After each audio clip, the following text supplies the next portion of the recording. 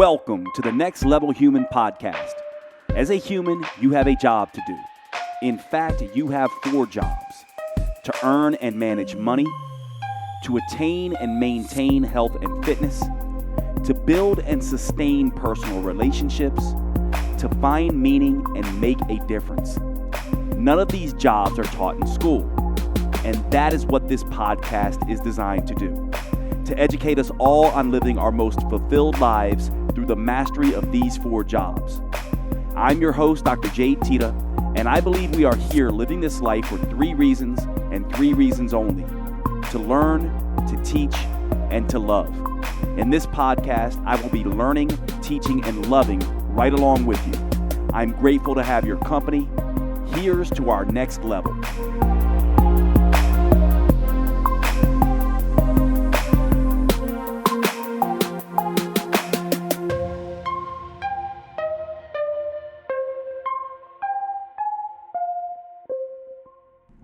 Welcome to today's show, everyone. We're going to get back to the next level human stuff on this episode. Where we left off was we were covering the 6 powers, and we were going through each one by one. And so I'm going to give you some episodes here so you can follow along in terms of where we are.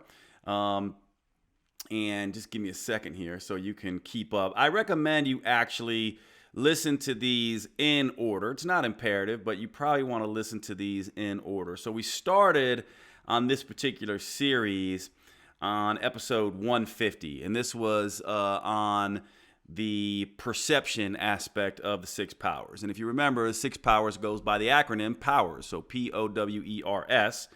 Episode 150 was on perception. And then episode 153 was on ownership, and 154 was on wisdom.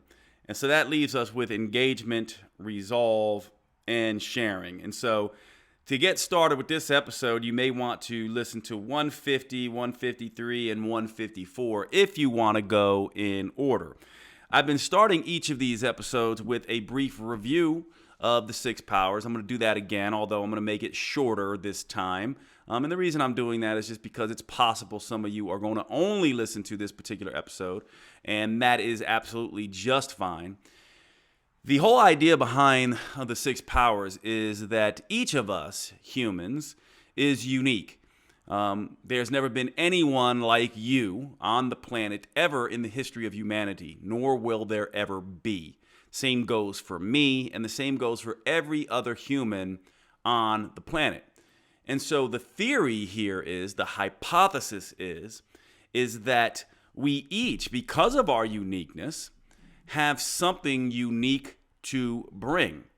And even if we're bringing to the world, teaching the world the exact same thing as someone else, we bring a unique voice.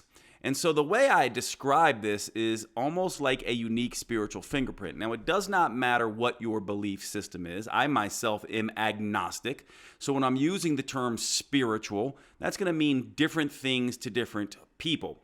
When I use the term spiritual, I'm not invoking religion or God or anything like that. I'm more invoking this invisible aspect of ourselves, this energetic state of our humanness that permeates everything that we do, that taps into the things in the world that we are not consciously aware of, the synchronicities and serendipities and repeated patterns that seem to have use for us, and the recurrent obstacles that seem to teach us things, and the stuck emotions that we seem to be meant to get past to learn.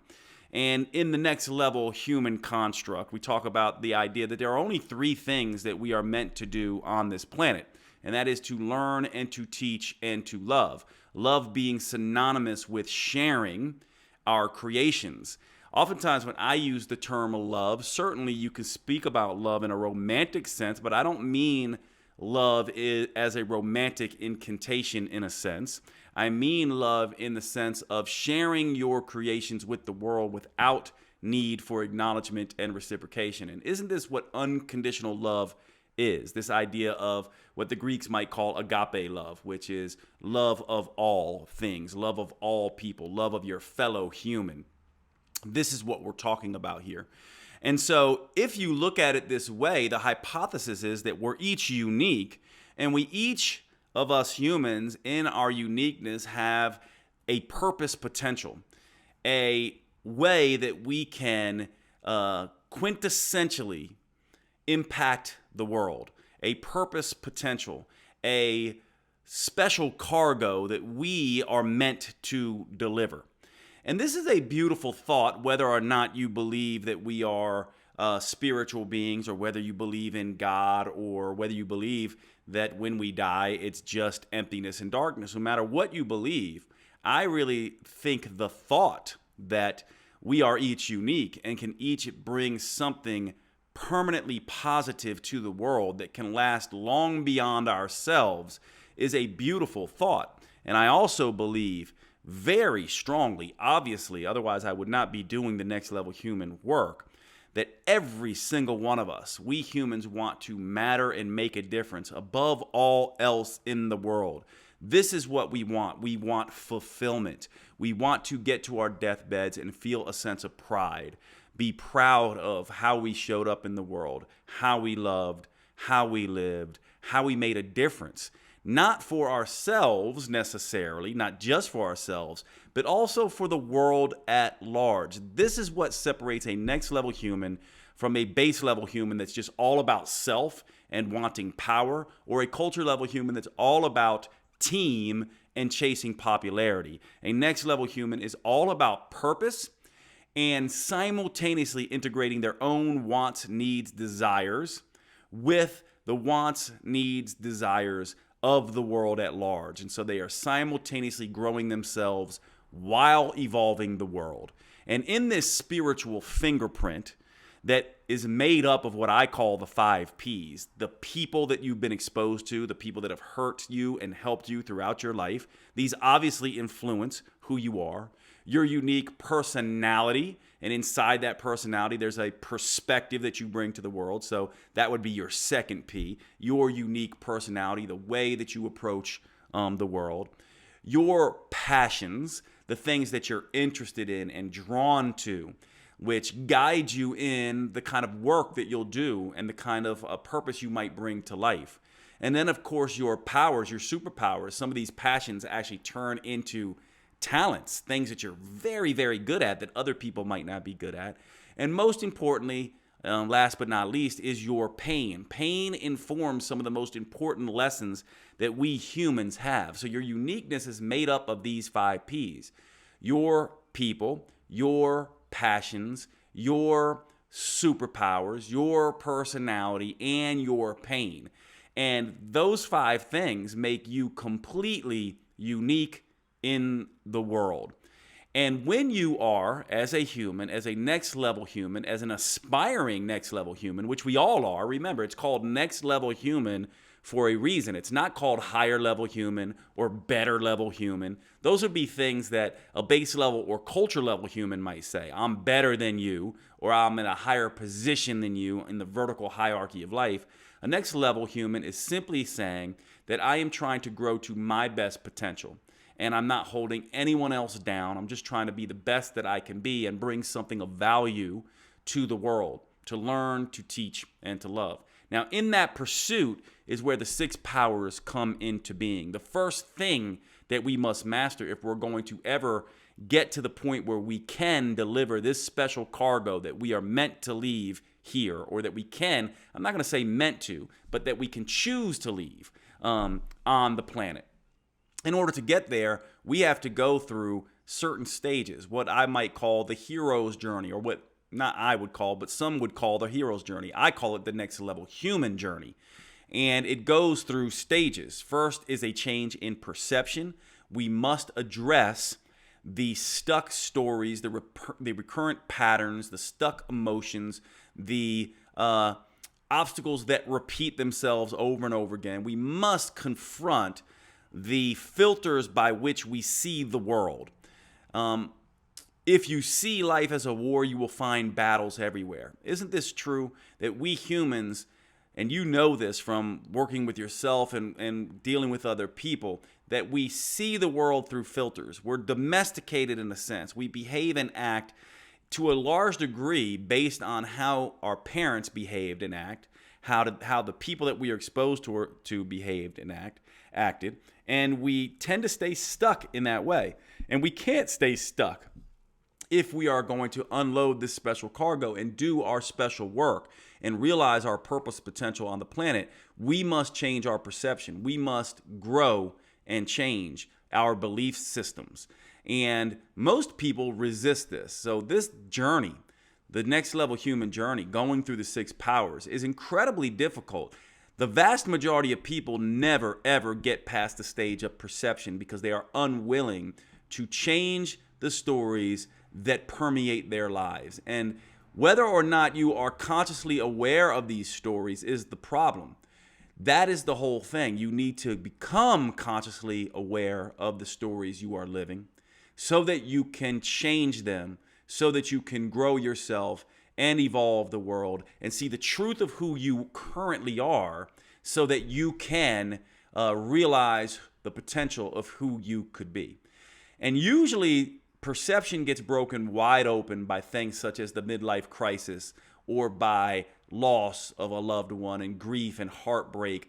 Pain is part of the thing that makes us question the stories that we live from, especially when that pain is recurrent and repeated and happens over and over again. So perception is the first piece. Now, once our pain oftentimes cracks open a new perception, we then step into the stage of ownership. There's this period of time where we have to say, I now am going to stop being a victim and living from these old stories. Instead of living from unconscious stories that were written for me, I am going to now step into radical responsibility and extreme ownership and write my own stories, choose my own way of attacking the world and being in the world, and construct an honor code that defines for myself who I will be moving forward. And of course, we covered that in episode 1, I think 53. Jumping in real quick to tell you about one of our newest sponsors, and I am super excited about this sponsor because it is a tool that I have been using ever since I found out about the company. So let me set it up this way for you guys. What if you could peer into your metabolism and see exactly how certain foods are impacting your health and fitness? What if you could essentially look into your bloodstream and say, that particular food did this to my blood sugar, and this particular food did that to my blood sugar? Would that not be cool? Well, this is exactly what Levels Health does. Levels is essentially a continuous glucose monitor that monitors your blood sugar levels throughout the day. Every 5 minutes or so, it is taking a reading of your blood sugar levels and telling you how stress is affecting blood sugar, how your sleep is impacting blood sugar, how the different foods you are eating are impacting your blood sugars. You get to see in real time how all of these things are impacting one of the key indicators of health in your body, blood glucose concentrations. This is why Levels Health is so powerful. Continuous glucose monitoring is perhaps one of the best tools that we have been given ever in the health and fitness world. And here is why. Each one of us are different. We talk about that all the time on the Next Level Human podcast. I always am mentioning to you to stop following one-size-fits-all diets and instead start listening to the signs and symptoms that your body is giving you, the biofeedback that your body is sending you. However, that is somewhat subjective, isn't it? So how do we know, for example, if something that we think is healthy may not be that healthy for us? Well, now we have an objective tool, a continuous glucose monitor that will tell you exactly how certain foods are impacting you. And there's lots of research on this. I'll give you one example about this. Sourdough bread, for example. It is very popular for people to say, well, sourdough bread is different than regular bread and has less of a blood sugar response than other breads. And that's based on some research that compared sourdough bread in terms of its glycemic index to regular bread. Except as soon as you put a continuous glucose monitor on different individuals and give them regular bread or sourdough bread, you will see that in some people, sourdough bread actually raises blood sugar to the same degree or even more than regular bread. And this is across the board with many different types of food. Now, wouldn't it be incredible if you had this tool and you could wear a continuous glucose monitor every day and be able to get your blood sugar levels every single day? You know, when I used to do this in the clinic, I would have to do blood sugar. I would have to stick people's finger or have them do it themselves. And what I would do is I would take a blood sugar measurement before the meal, then 30, 60, and 90 minutes after the meal. And I would try to infer from that data what was going on inside their body. Now I can get all of that data all at once from a device that you wear for 14 days straight and then switch it out. I've been wearing the continuous glucose monitor essentially since it has come out. And Levels has the best app in the business, in my estimation, in my opinion, in terms of how they measure and how the app delivers the data to you. You can actually enter in exactly what you ate at the time you ate it and see the corresponding blood sugar curves that are going on with this Levels device. I could not be more excited for the CGM technology, the continuous glucose monitor technology, and I could not be more of a fan of Levels Health in terms of what they have done to bring this technology to the masses. I love that they've decided to jump on board with Next Level Human and become a sponsor. And I hope that you will take advantage of this company to really master your metabolic health by getting on board with a continuous glucose monitor. Check them out, levelshealth.com. That's levelshealth.com. Check them out. They are one of our newest sponsors. I'm super excited about them. And now let's go ahead and get back to the show. And then we moved on to the idea of wisdom, because as soon as you own who you want to be, we open up a gap, don't we? Because I might say to myself, hey, I want to start a new career. I want to be a new kind of person that doesn't lie, or I want a great relationship, or I want to, do this particular work in the world. Oftentimes, as soon as we own who we want to be, we realize that a gap opens up between who we currently are and the knowledge that we currently have, and who we want to be and the knowledge that must be accumulated to get there. And so wisdom is all about the accumulation of that knowledge and experience that allows us to step fully into and become an expert in our new story, what we're trying to open up. And that brings us to the next stage of this, which I'm going to combine in this episode, which is the stage of engagement and resolve. So the POW, P-O-W, we've already covered: perception, ownership, and wisdom. And once you get there, now all of a sudden, the journey really becomes cyclical in nature, in a sense. In order for us to learn what we need to learn and get the insights that we need to get as humans to become the human that we want to be, it happens slowly. It does not happen all at once. There is a story that must happen. And let's review really quickly the hero's journey, because engagement and resolve and what happens with engagement and resolve is really the most critical aspect of the hero's journey. A hero's journey almost always goes like this. We're going along in our lives, living in one particular state of being, and then something happens. Lightning strikes, so to speak. There's a death. There's a change. There's a heartbreak. Our whole world gets shaken upside down and inside out. And we can see this almost as a spiritual awakening in a sense, rather than a crisis.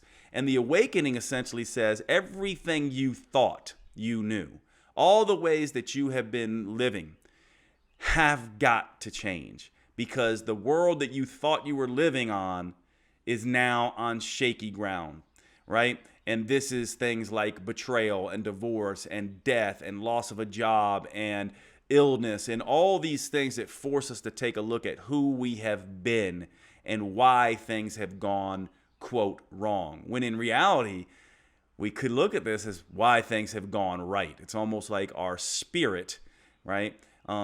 Waking us up, shaking us, tapping us on the shoulder. And if we don't listen, then it smacks us across the face. And if we don't listen, then it kicks us in the stomach. It's trying to get our attention.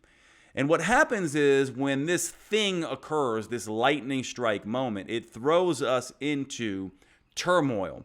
Turmoil that can last months and years of trying to figure out what goes wrong. And the reason it can last so long, and for some it lasts their entire life, is because that pain and that turmoil and that lightning strike is meant to shake us out of our perceptions. And in order for it to end, we must step into ownership. And in order for us to get past ownership, we must learn the lessons and get the experience needed to become who we want to become. We must go into wisdom. And wisdom puts us into a cyclical relationship with engagement and resolve. In fact, when we engage with the world, engagement, saying yes, doing the things, taking massive actions in pursuit of who we want to be, we are going to face fear and failure and fall downs rather, and obstacles. And we're going to get our ass kicked, so to speak. And that's the resolve piece. We have to be resolved enough to get up, to know that these setbacks and these failures and these difficulties and these obstacles are there on purpose, that they are not something bad, so to speak. They're not actually truly obstacles, but they are stepping stones to becoming who we want to be. This idea of easy is earned, so to speak. What I would call meritum securis. Easy is earned. Latin for easy is earned is meritum securis. I actually have this tattooed on my left bicep as a reminder to me that when we go into wisdom and when we are on this path, the next level human journey, we must attack life. We must realize that we have to engage, right? We have to engage with life. We have to take massive action. And in doing that, we're putting ourselves in a vulnerable position. We're risking ourselves. We're being different. We're putting ourselves, in a sense, in harm's way. We're getting out of our comfort zone. And in that, we begin to learn skills. What's really interesting about humans as we age is we stop learning new things. As adults, with children, as children, we used to like that, right? We would try a thing and try it again, and engagement was fun. But now as adults, we don't want to fail at all. Whereas as kids, we failed over and over and over again and almost saw it as fun. It was almost play. Well, as adults, we don't play anymore in this way, and we don't want to be bad at anything. And so we stop trying anything. And this is a really, really big hurdle with engagement, where people don't want to do something because they think I might look silly, or they don't want to do something because they think they might get hurt, or they don't want to do something because they feel like it could be embarrassing. Children don't think like this, right? They just play and they enjoy the process. As adults, we need to get back to that. So engagement is all about taking action, stepping forward into this place, and realizing that, yes, we are going to fail. And that is the point. Failing is the point. Easy is earned. We don't rise to the occasion. We rise to the level of our training, right? It's not leap and the net will appear.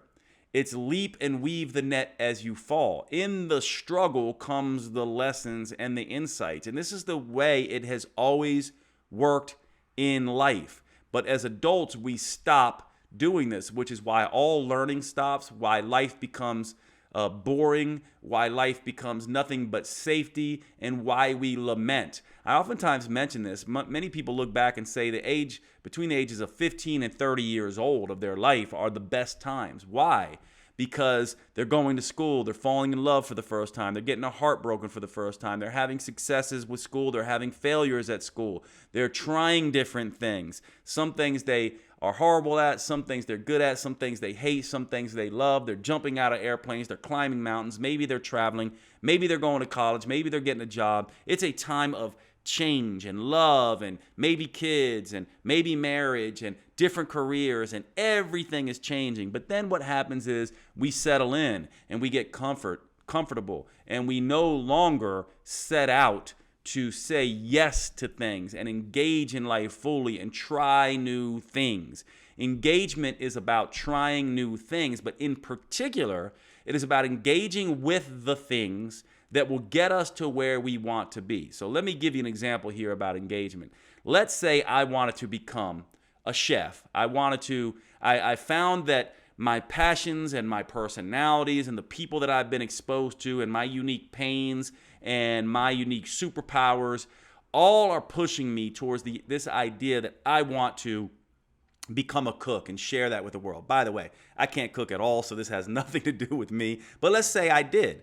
Well, in that ownership of saying I am going to become this particular thing, I need to start gathering wisdom around what it means to be a chef. Maybe I go to chef school. Maybe I start learning new recipes. Maybe I intern with different people. Maybe I travel to Japan to learn about Japanese cuisine and India to learn about Indian cuisine and South America to learn about South American cuisine, etc. This is what engagement means, right? It's this idea that once I decide I want to do a thing, I engage fully in that thing. Now, I can tell you over and over again, I have so many people in my life, friends, family members, acquaintances, and people I've worked with in mentoring and life coaching that really stop right here. They say, okay, here's what I want to do. I'm going to own this. And then they stop. They don't want to engage fully. They don't want to spend the money. They don't want to do the schooling. They don't want to take the time. They don't want to do the reps required to become a true expert in this thing. Partly because they're lazy, partly because they are scared, right? Partly because they are ignorant and don't want to show that to the world. But let's face it, one thing about us humans is we are all inherently lazy, ignorant, and fearful. The secret to success is being just a little less fearful, a little less lazy, and a little less ignorant. And engagement is what does that. Engagement is what builds your confidence. And so what I do then is I engage with food. People in true engagement are very attractive people. They are passionate people. They are succeeding and failing constantly, failing usually more than they're succeeding, but they're learning and they are loving it. And so engagement is critical. Now, with engagement, and the reason we put resolve with it is that with engagement, the requirement is that when you engage all out and when you, quote, attack life, you are going to fail. It is just a reality of what happens. And it's going to take time. And to get up after falling down takes resolve. To face something that you're afraid of and finish takes resolve. As an author, I write books. And one of the things that happens is every time I'm in a project writing a book, it stalls in some way, shape, or form. I hit a roadblock, writer's block, or some kind of a block. And I have to finish. I know I have to finish because my brain is watching me all the time. And if I don't finish, it thinks I'm full of shit. And it goes, you're not really an author anymore, Jade. You did not finish. If you're going to call yourself an author, then engage in the way that an author would and finish the way an author would. And how often do we, ourselves and other humans that we are engaged with, I'm using that word there, but let's just say that we know, other humans that we know, how often are they not willing to do this kind of engagement and not willing to do this resilient resolve? Most of the time, they are timid in their engagement, and if they fail, they quit. Now, look, it's not a judgment, okay? I have done this myself again and again. You have done this. We're all human. The trick, though, is in the next level human journey. I'm sorry to break into the show, but I wanted to take a second to cover one of our sponsors and tell you all about Paleo Valley at paleovalley.com. These are the grass-fed sticks that I tell you all so much about that all of my friends know I have on hand constantly. They are in my car. They are at my house. I keep them at my sister's home and my parents' house. I have these things everywhere because they are the simplest, most convenient whole foods protein supplement you can get. Almost like carrying around pure protein, low-carb protein in your pocket. They also, these Paleo Valley beef sticks, are the only the only 100% grass-fed and grass-finished beef sticks on the market. They use organic spices. They are naturally fermented instead of using nitrates and nitrites that can be a problem in some of these cured meats, and they simply taste fantastic. Check out the original or the jalapeno. Those are my favorites. Please make sure you go over to paleovalley.com and visit. When checking out, use the code NEXTLEVEL for a 15% discount. Remember, our sponsors keep the show going by you giving them your patronage and spending your money on these high quality products. You actually do a few things. One, you're helping to support the podcast. And two, you are helping your health. And three, you are making sure that good quality companies like Paleo Valley can be out there doing their business, changing the world, making the earth better. One of the things you may not know about this is that grass-fed organic and grass-finished beef is doing something that is so utterly important for our environment, actually helping to repopulate the topsoil. A lot of people don't know this, but our topsoil is being extremely depleted, and raising animals, especially cattle, the correct way helps to get that topsoil back. This is one of the reasons why I love Paleo Valley. Not to mention it tastes fantastic, but they're one of these companies, like my other sponsors, Cured Nutrition and Organifi, that are doing the right things by the environment. I really appreciate everything they do, and I hope you will check them out. Thanks so much. paleovalley.com. Use the code NEXTLEVEL. And now back to the show. In this engagement and resolve phase, we can't. Life will continue to call us up on it, and will continue to try to challenge us and get us back to this attack. Otherwise, we will feel that dread, we will feel that defeat, we will feel that anxiety, and we will feel that depression. A human who is engaged is not a human who is anxious or depressed. Let me say that again. In my mind, a human who is truly engaged in pursuit of their purpose potential cannot be anxious or depressed. They're too busy living. Life is happening and they are responding. And when you are responding in this way to life, you cannot be anxious or depressed. This is what engagement is all about. And resolve requires that you finish things. Now, let's talk here in a minute, towards the end of this podcast, how to do this. I just talked about this idea of being a chef. Now, if I were to go and be a chef, this is going to require an awful lot of wisdom. I don't know anything about cooking. This is going to mean watching countless videos on YouTube, let's say. Maybe that's how I start out. Or maybe I start out just trying a few recipes. And I perfect a few, and I get good at a few, okay? That is engagement. Getting on, looking at these videos, buying cookbooks. This is a form of engagement, okay? Now, resolve comes with finishing the book, okay? And actually finishing the recipe. And what I mean by that is I don't mean like make the recipe once, but make it until it is good, right? Make the chicken cacciatore or the pasta bolognese. Make it so that it is good. Master it. Finish it in a sense. And then in that, right, in that engagement and in that finishing, I know I build some confidence and I also get some insights around several things. Maybe I find I don't like Italian cooking, right? Maybe I find that I do love Italian cooking. And in that, I can either go in one direction or another direction. Maybe I find I like baking better, and I start going into making cupcakes and baking cakes, and I find that I'm really, really good at that. But maybe I also think, I want to, be healthy and cook healthy. So maybe in that engagement and resolve journey and learning how to make these delicious cakes and then realizing I really want to make healthy, delicious cakes, maybe next thing I know, now I've slightly altered my trajectory and now I'm in a zone where I'm a baker, but I am a low-carb keto baker or something like that. And what I'm trying to illustrate here is that only through engagement and resolve does our path open up. This is critically important because what most people want to see when they're doing this is they go, well, I want the path. How's it going to end? Where am I going to end up? Am I going to end up in this particular place or that particular place?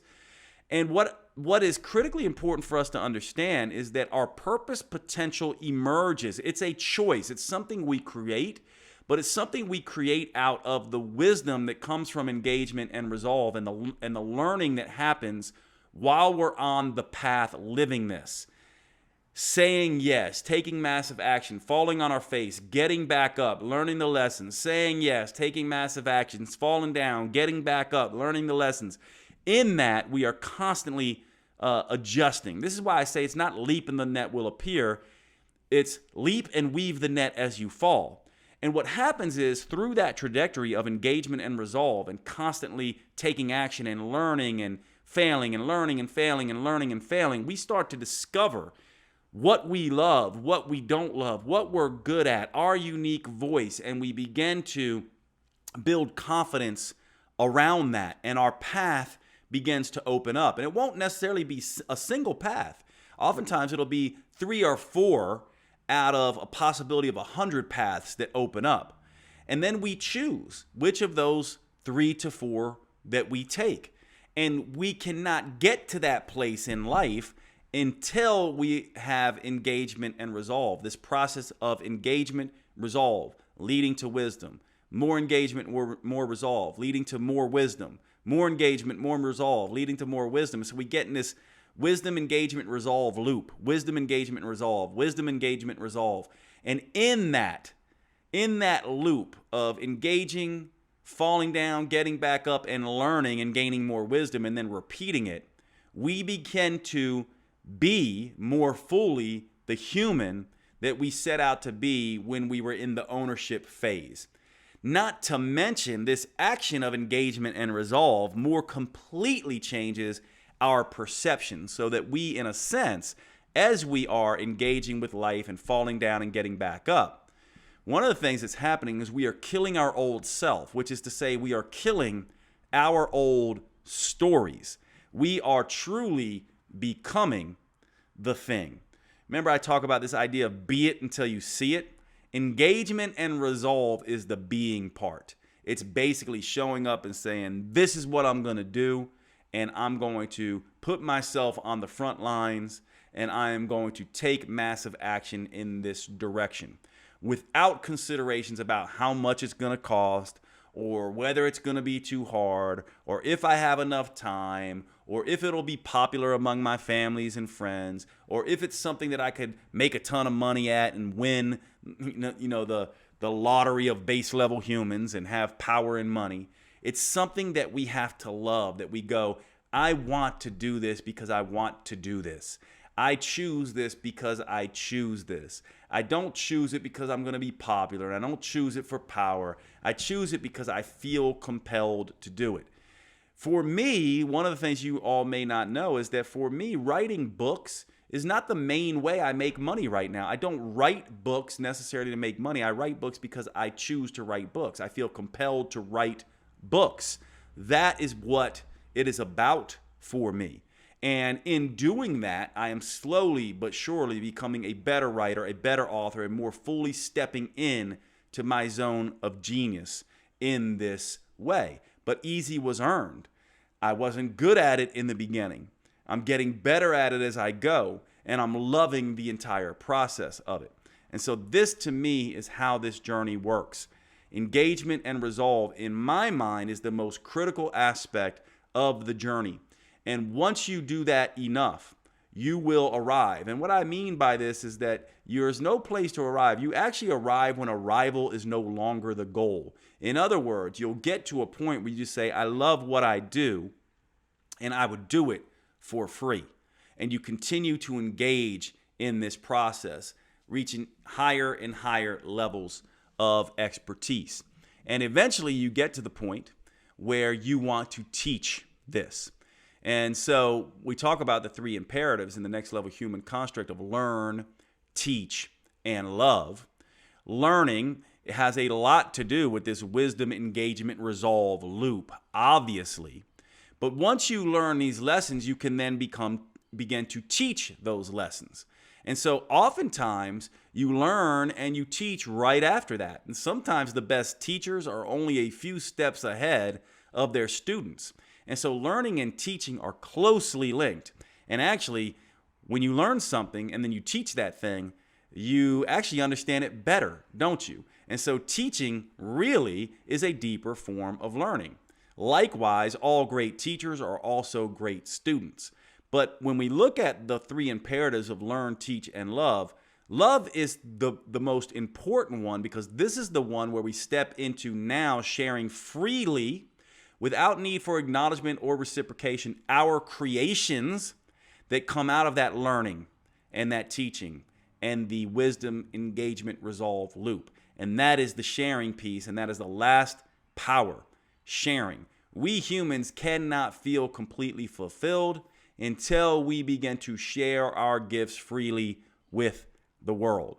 And so next podcast episode, I hope it will be the next one, we are going to wrap up the 6 powers by talking about sharing, the principle that I call relinquum amor, which means leave your love.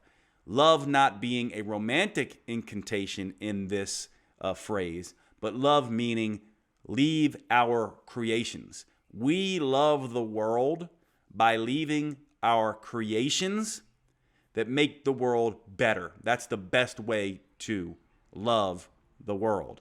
And so that's what we'll talk about at the next episode as we wrap up this series on the 6 powers. Hope you guys enjoyed the podcast today. Please do me a favor, send me a DM in the social medias, or send an email to support@jadetita.com. Let me know how you've been enjoying this 6 powers series.